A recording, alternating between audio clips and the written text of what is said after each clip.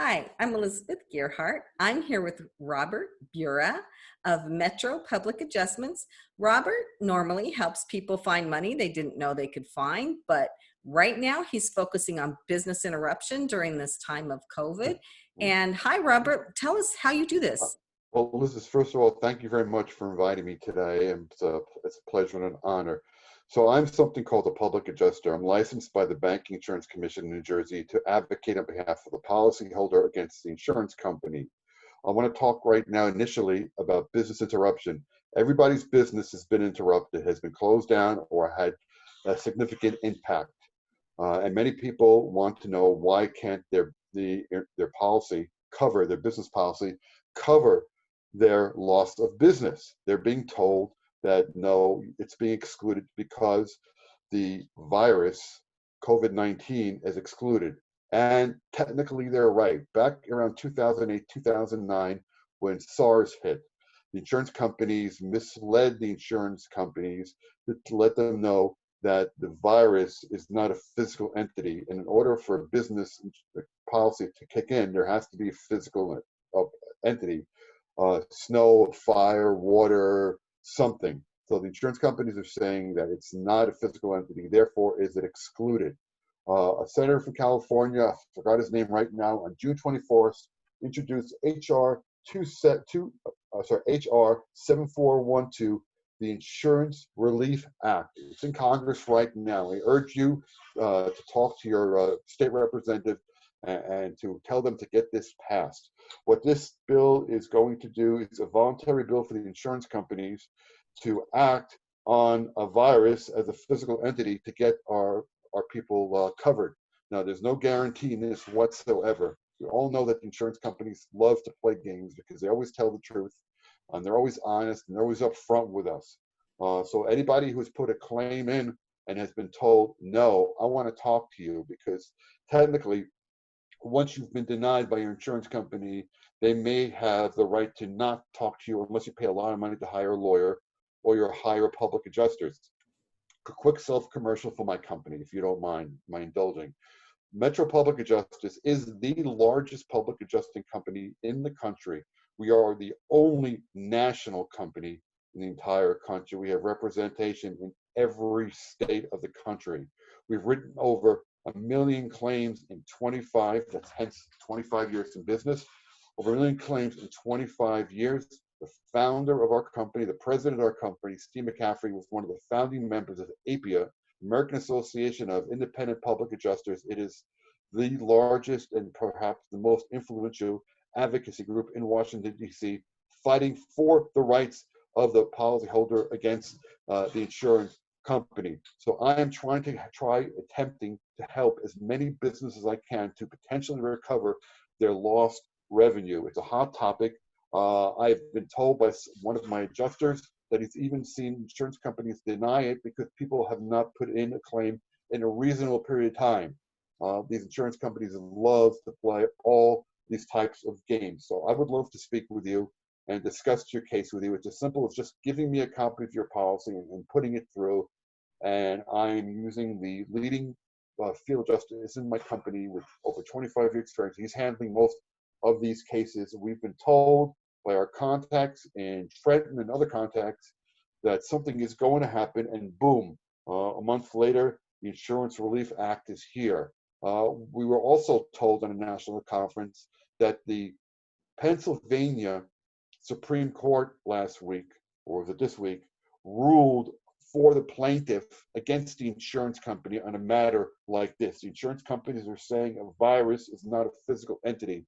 But if I come into your office and I cough and I have COVID and you get sick from COVID, is that a miracle, or it's got to be some type of physical entity? And that's what the insurance companies, if you have the words pandemic exclusion, have a nice day.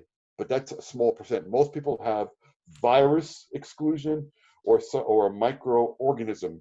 Virus is not a microorganism. So if the insurance company tells you that, they're flat just making it go away. So that's what I want to help you with. Now, the other part of this is we do not make any money or charge you anything.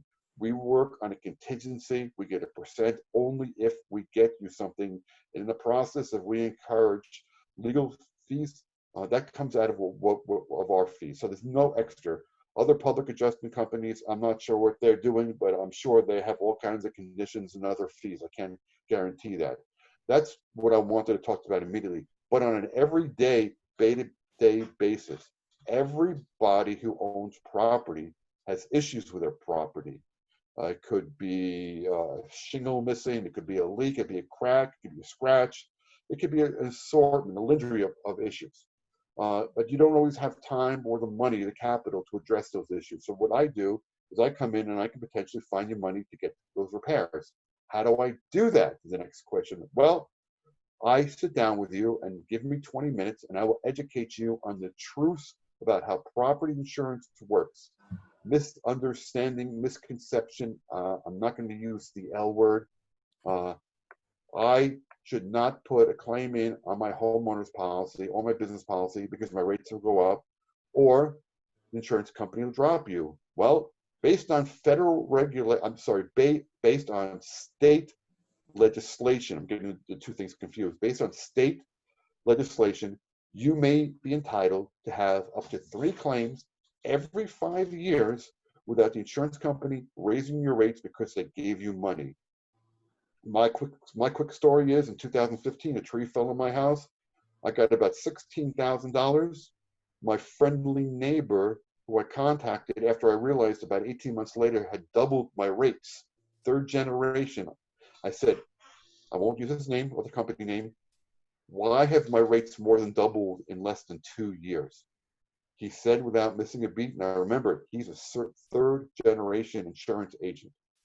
Robert, we just paid you all that money a couple of years ago. You got to pay it back somehow. We're not a nonprofit. Well, I learned when I became a public adjuster the truth. I got my insurance company to write me a letter of apology for a quote unquote bookkeeping error, refund me about $1,600 and restore my rates back to pre-loss condition. That's the kind of stuff that I point out. Now, let's talk about the policies. The insurance policy is a policy of inclusion, which means basically the insurance company can put whatever the heck within reason, within legislation they want, and you can't add anything but your signature in it, okay? So these policies are written for the insurance company, not you, the insured. They have gaps in them, financial gaps. So for example, your house is insured for $500,000 and your liability on your house is $350,000. Someone's going to sue you for your largest asset, which is usually your home.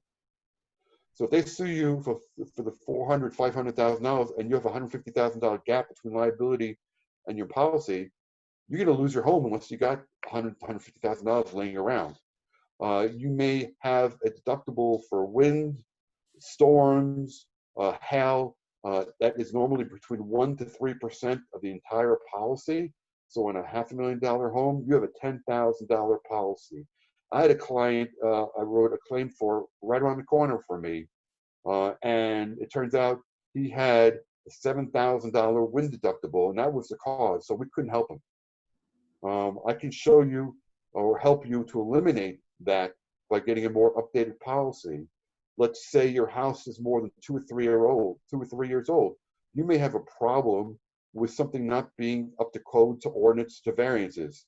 That happened to me. I had 3 skylights break when my tree hit my house. My house is 1950 something, was renovated about 20 years before that. So it turns out my skylights, the boxes, the flashing, the insulation did not meet the codes, ordinances, variances of the town where I live. Okay, $500 a skylight I had to pay. Why? Because I didn't have that. No, I had that in my policy. My insurance company didn't tell me. I didn't know any better. Plus, the insurance company said, "Hey, we'll get everything done in about 2 weeks if we don't have to call the town and get the inspectors in and get the permits, and that'll take like months." I, stupid me, never having claimed, said, "Sure, I just want my house fixed."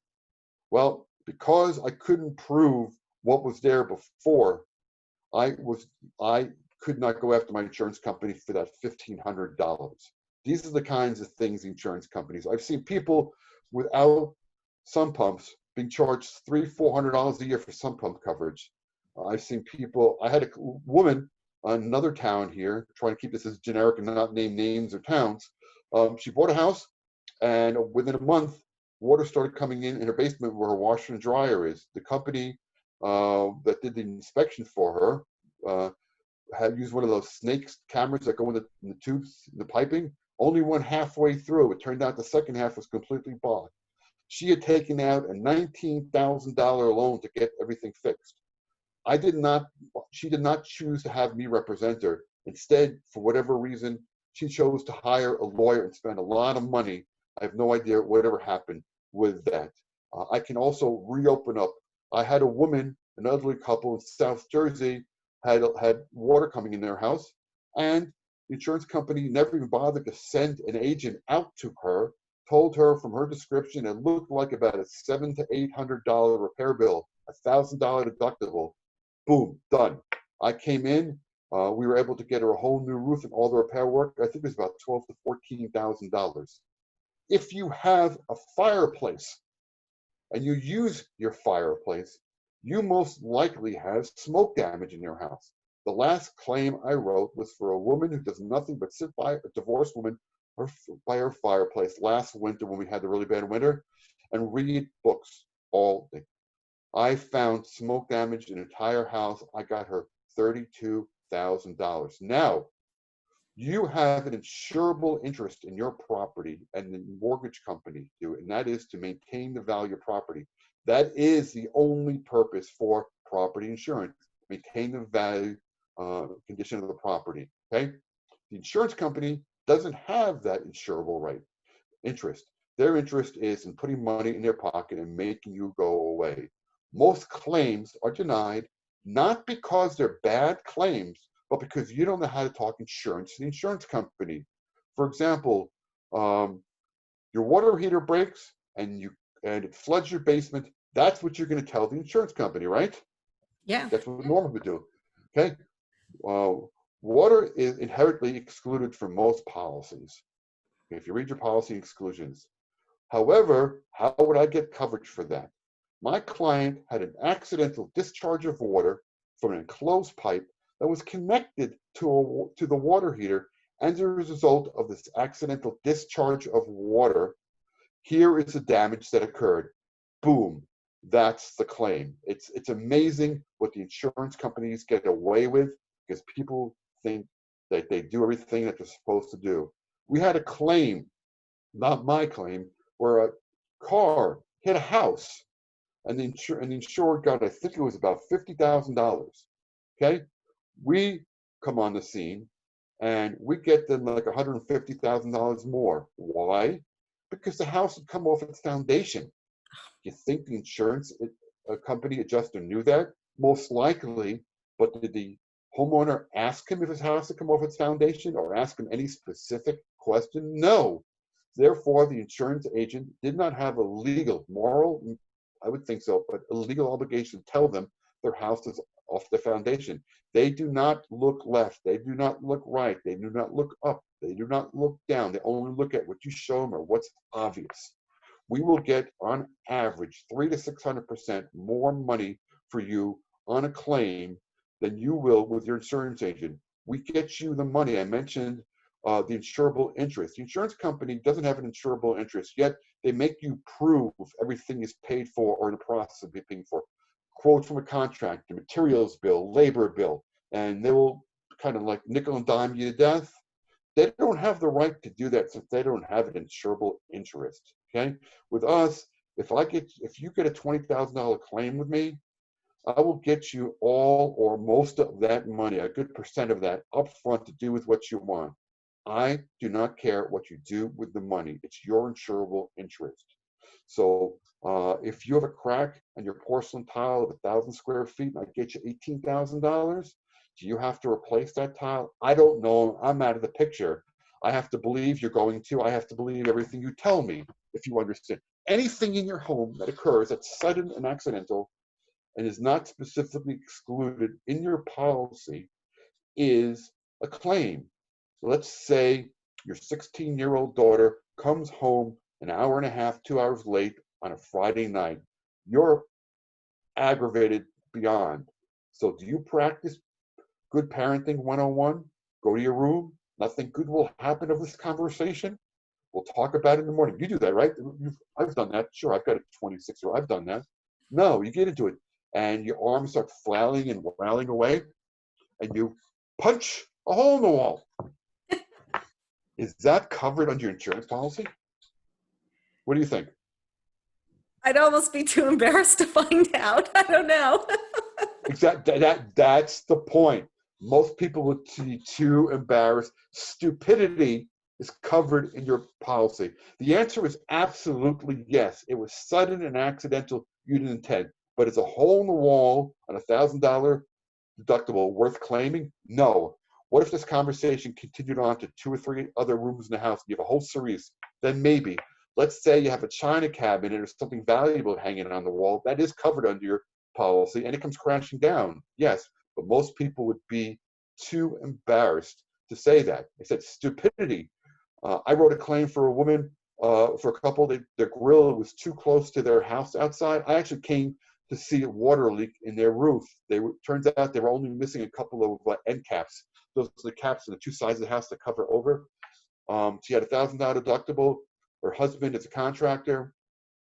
Not more than $2,000 or $3,000. But I noticed on her deck of what was a couple of pieces of melting siding, and I said to her, "Did you have a party this summer, and was your grill too close to the house, and is that why you have them melted?" She's like, "Yes." I got her $8,000 to get the half of her siding replaced. I'll give you a better story. I just wrote a claim for somebody, a woman living in her home for over 30 years. She's got a nice, large outside deck. A couple of weeks ago, I did an education training for her. I sat down for the 20 minutes, and she said, I didn't think about it, but my niece kind of punched a hole in the floor of our deck a couple of weeks ago. That's something that you'd be interested in looking at? I'm like, yes. That was sudden and accidental. She put a hole in the floor. Now, here's the good part of it. The composite the deck is made of is no longer manufactured. So the only way to get that house back to pre-loss value, pre-loss condition, is we're going to have to ask the insurance company for the money to rebuild that entire deck. Now she has replacement value in her contract, not appreciated value. So let's say that deck cost 30 years ago $3,000-4,000 to build. I'm just throwing a number out there. But today it's going to cost $10,000 or $12,000 to build. We're going to get her the $10,000 or $12,000. If she had depreciation cost and not replacement cost, we'd only get her a couple $100. So that's the kind of stuff we point these things out to people. We teach, we educate. Now, if I find something, Robert, can I ask you a question? Yes, sure. Is there a time limitation? So let's say that the siding on the house melted 5 years ago or 10 years ago. Yes, there is. Yes. Okay. We will, something has to happen within a year or 2 years in a fire. We also reopen claims. So it's the same thing, 1 year on a regular claim, 2 years on a fire. So if you only got I just wrote a claim right now. Woman got about $6,000 for an accident discharge of water. I mean, she just signed literally Monday. She got about $6,000 or $8,000. We expect to find a significant amount more money for her. It's just amazing. Most people, when I go in normal times, when I go into their homes and I teach and I educate them about the truth about things and I point out things to them, and it's like, oh, I wish I would have known about you 2 years ago when this happened, but we had this happen, but it was way too long ago. So, or they'll explain something to me, they'll show something to me, or with their permission, I'll do a very brief inspection of their home. And about 50 to 75% of the time, people have thousands of dollars of money sitting on the table because they did not even realize. You have a wood floor in your kitchen and your sink overflows and one piece of your wood floor cups. And let's say that wood floor continues on to 2 or 3 rooms and it's say 800, 1,000 square feet. Well, whatever it's going to take to repair that floor and make everything uniform so it looks back to pre-loss condition, that's what we're going to do. Most times on floors, it's repairing, sanding, and re-waxing, the whole thing. There have been times when we had to replace a couple of pieces. It's no longer manufactured, so we have to get them a whole new floor. or we have to rip it out because there's a leak beyond that. Let's say you decide to go away this Saturday because you're cooped up. It's going to be 90 degrees. You want to go to the shore. You went online to say Avon by the Sea, and you got your pass that day, and you're going. And you decide, you know what? I'm going to leave all the windows in my house open because I want to save on electricity. I don't want to have my air conditioning running. You know those 4, 5 o'clock afternoon showers that we're so famous for getting? Let's say we get one of those and there's a wind. And let's say in your house on the second floor, you have like round number 1,000 feet, 1,200 square feet of high-end carpeting. And the water goes into the smallest room in that floor, which is maybe a 6x8 or an 8x10 office. Okay, the water in the carpet gets wet. Carpeting has a rubber plastic backing on it. Once the carpeting gets wet, the backing gets wet, it starts to disintegrate. You ever walk in a carpeting where the carpeting literally buckles up when you're walking on it? Yeah. That's because it's called delamination of the carpet. So, a lot of cases, the insurance company will bring in a mitigation company. I don't want to mention any specific ones. They're not paying me to do that. Okay, so the mitigation company in to clean, deodorize, and dry and everything. You'll say, good, you're done. Maybe you fight them and you get them to say, okay, we'll replace this 8x10 or whatever carpeting. So we don't match, we don't fix, we don't repair, we don't upgrade. We get your property back to pre-loss condition, pre-loss value. So let's say they put a carpeting in that one room and it doesn't look quite the same as the rest of the carpeting. I mean, the carpeting could go down the stairs, okay? And it's all continuous, okay? What has happened to the value of your property if you go to sell it a couple of years ago? Has it been maintained? No, because you have to disclose what happened, and that opens up a whole can of worms. So we would ask the insurance company to do the right thing to maintain the value of the property, to give you the money that is necessary to replace all the carpeting in that floor, as long as it's continuous to run. These are the kinds of things that we do, people. They do not realize this. They're too afraid of the good commercials the insurance companies put in there. Right. So we're getting close to the end of our time. But I just want to recap this quickly. So I'm going to put it in my words and tell me if I'm right. So if I were going to work with you, the first thing I would do would be to send you my homeowner's insurance policy. And you Yes. insurance policy and make sure that I am covered for everything I need to be covered for with reasonable deductibles. So I'll make sure that you are properly and appropriately covered, and I will point out different options to you and what that means to you, and you make your choices and you go to your insurance company and ask them. I always highly urge people to always use, whenever possible, an independent insurance agency. Companies that advertise more you tend to you're paying for those commercials, let's put it that way. Right. So an independent insurance agent has a fiduciary responsibility to you. You're his customer. Where a line of business, a major carrier, for example, interest is in its shareholders and its bottom line, and they are not always trained. They're trained into what they're told trained into. I'm not saying some of those guys don't do their own homework, but like when my insurance carrier told me, you have to pay for it somehow.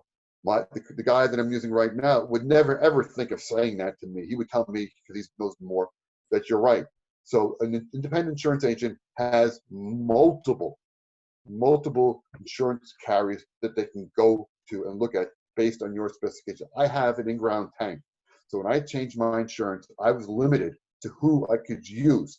I had a hard time until I ran into this guy, and he gave me much better coverage. So for example, the bundle and save that insurance companies advertise is not always true. I saved recently over $2,500 by unbundling my auto and my home insurance.